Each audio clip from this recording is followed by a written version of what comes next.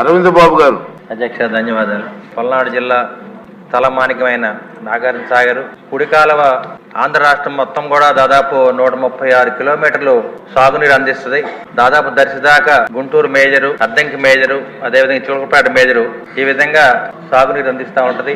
ఆనాటి ముఖ్యమంత్రి గౌరవనీయులు నారా చంద్రబాబు నాయుడు గారు 5,000 కోట్ల రూపాయలతోటి కాలువల మొత్తాన్ని కూడా ఆధునీకరణ చేయడం జరిగింది. తర్వాత 2019, 2024లో నాగార్జున సాగర్ కుడి కాలువ మరి పారుదల కూడా ఎవరు పట్టించుకోలేదు అధ్యక్ష. ఆనాటి ముఖ్యమంత్రి జగన్మోహన్ రెడ్డి గారు వ్యవస్థలు ఏ విధంగా పాడైపోయినో దాని నిదర్శనం మరి రైతులకి ఉపయోగపడే మరి వ్యవసాయాన్ని పూర్తిగా నిర్వీర్యం జరిగింది. అటువంటి పరిస్థితుల్లో కాలువల మొత్తం కూడా పూడిగా మరి తుమ్మ చెట్లు అదేవిధంగా రబ్బర్ మొక్కలతోటి పూర్తిగా పూడికి పాడైపోయింది. ఇవాళ కాలువలు బాగు చేయడానికి కనీసం 10,000 కోట్లు ఖర్చు అవుతుంది అధ్యక్ష. ఏదైతే పోలవరం మీద మనం అందరం కూడా దృష్టి పెట్టామో